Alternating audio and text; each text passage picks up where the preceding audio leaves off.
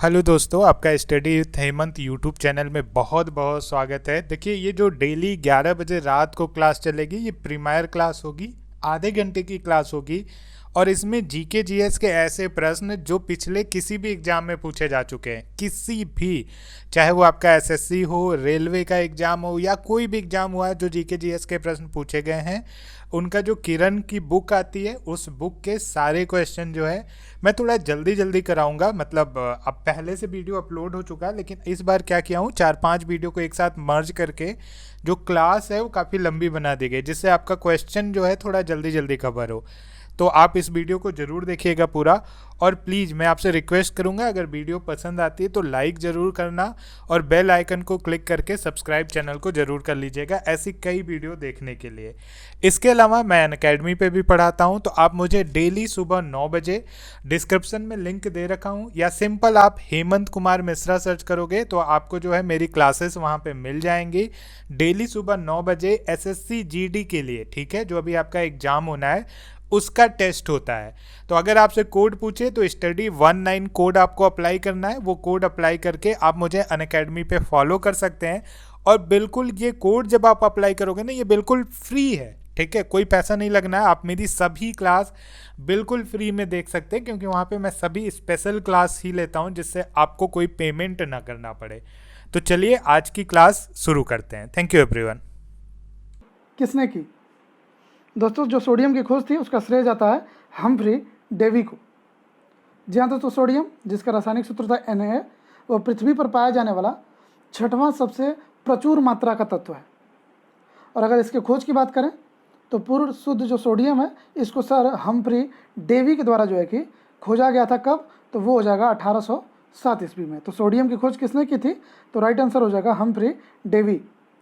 Next, aluminium किससे प्राप्त किया जाता है? दोस्तों, एल्युमिनियम ये पाया जाता है बॉक्साइट अयस्क से। जी हाँ दोस्तों, एल्युमिनियम मुक्त अवस्था में नहीं पाई जाती। संयुक्त अवस्था में यह जो धातु है विभिन्न अयस्कों के रूप में पाई जाती है, जिसमें एल्युमिनियम का जो मुख्य खनिज है वो बॉक्साइट है, फेल्सपार है और क्रायोलाइट है। तो हमारे ऑप्शन में है बॉक्साइट, तो हम बॉक्साइट को लेकर के चलेंगे।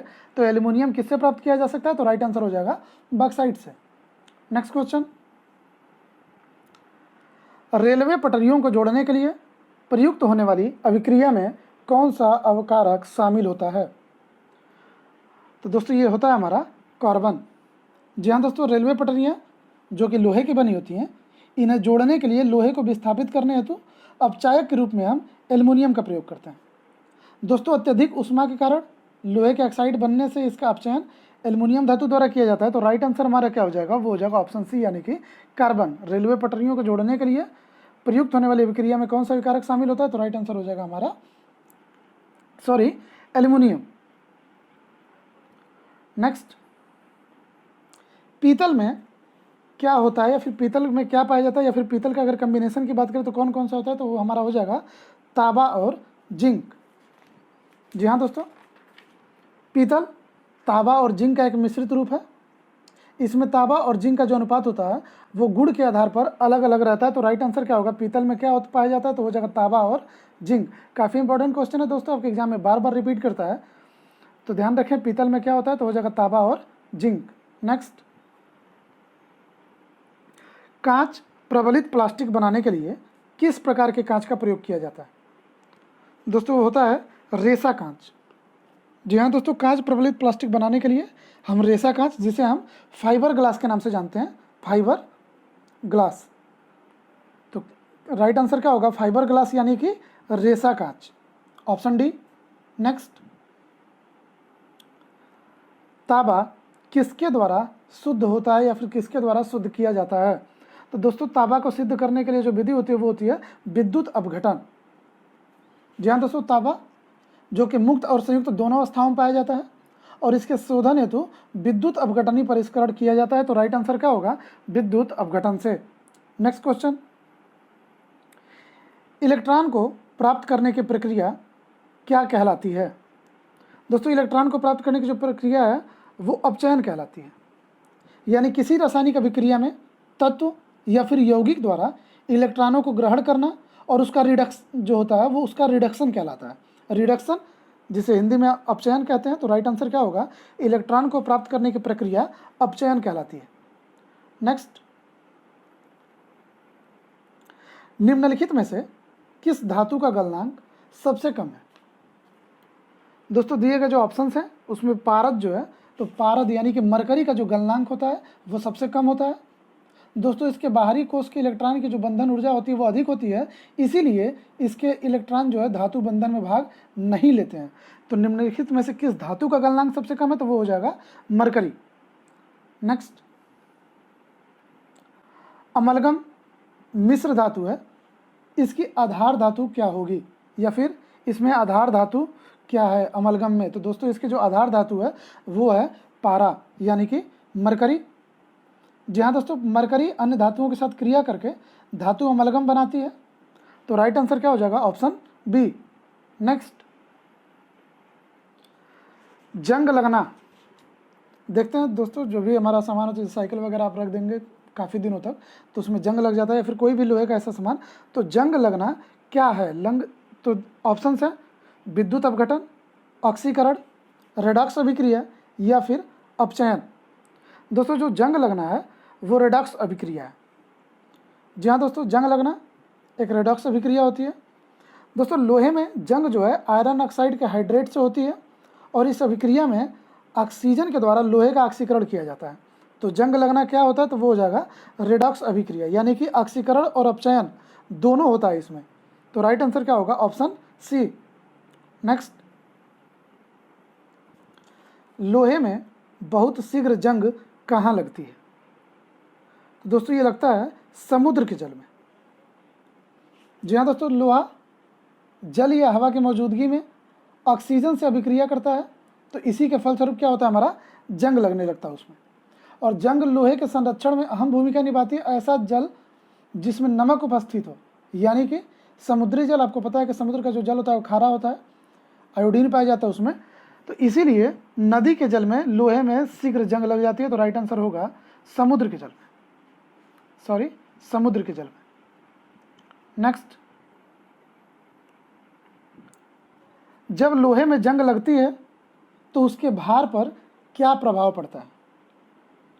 दोस्तों अगर जो लोहे में है जंग लगेगी तो उसका जो भार होगा वो बढ़ जाएगा। जी हाँ दोस्तों, लोहे में जंग का लगना एक रासायनिक परिवर्तन है, और जब लोहे पर जंग लगती है तो लोहे का भार क्या होता है, उसमें बढ़ जाता है। तो राइट आंसर क्या होगा, ऑप्शन ए। नेक्स्ट, आयरन को जंग लगने से रोकने के लिए कौन सी प्रक्रिया लाभकारी नहीं है? दोस्तों ग्रीज लगाना ये लाभकारी होता है, जस्ता चढ़ाना ये भी, पेंट करना ये भी लाभकारी होता है, लेकिन जो हमारा ऑप्शंस है अनिलन जो है आयरन को जंग लगने से रोकने के लिए लाभकारी नहीं है, यानी कि इसके ऊपर प्रभाव नहीं पड़ता। तो राइट आंसर क्या होगा, ऑप्शन ए अनिलन। नेक्स्ट, जंग से बचाने के लिए लोहे से बने पाइपों पर जस्ते की परत चढ़ाने को क्या कहा जाता है? दोस्तों जो जस्ते की परत चढ़ाना है वो कहलाता है यस्दीकरण। जी हाँ दोस्तों, लोहे की चादर पर जस्ते की परत को चढ़ाना गैल्वेनाइजेशन कहलाता है, जिसे हम हिंदी में यसद लेपन कहते हैं। तो इस प्रकार के जो लोहे पर जंग नहीं लगती है, तो राइट आंसर क्या होगा, ऑप्शन डी यस्दीकरण। नेक्स्ट, यदि किसी व्यक्ति को बंदूक की गोली लगने पर उसके शरीर से सभी गोलियां नहीं निकाली जाती हैं, तो निम्नलिखित में से किसके कारण उसके शरीर में जहर फैल जाएगा? दोस्तों इसका जो राइट आंसर होगा वो होगा हमारा शीशा। जी हाँ दोस्तों, किसी भी व्यक्ति को अगर बंदूक की गोली लगने पर उसके शरीर से अगर गोलियां नहीं निकाली जाती है तो उसमें शीशा पाया जाता है, और उसी की उपस्थिति के कारण उसके पूरे बॉडी में क्या होगा, जहर फैल जाएगा। तो राइट आंसर क्या होगा, ऑप्शन बी शीशा। नेक्स्ट, धातुओं का राजा क्या है, यानी कि धातुओं का राजा इनमें से कौन है? तो दोस्तों धातुओं का राजा जो होता है वो हमारा होता है सोना।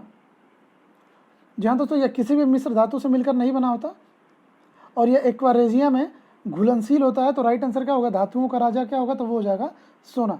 दोस्तों इसके बारे में 24 कैरेट जो गोल्ड है वो सबसे शुद्ध माना जाता है। तो अगर पूछे कि सोने का सबसे शुद्धतम रूप, तो वो हो जाएगा हमारा 24 कैरेट।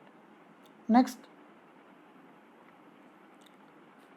निम्नलिखित में से कौन सी धातु जल के साथ अभिक्रिया करके हाइड्रोजन पैदा नहीं करती है। दोस्तों हमारी धातु है कैडमियम।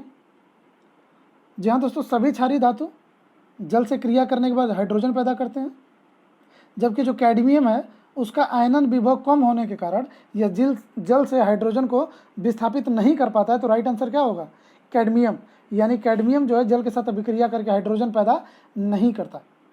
नेक्स्ट, वह तत्व जो प्रकृति में नहीं होता लेकिन कृत्रिम रूप से उत्पन्न किया जा सकता है क्या कहलाएगा, या फिर कौन सा तत्व है?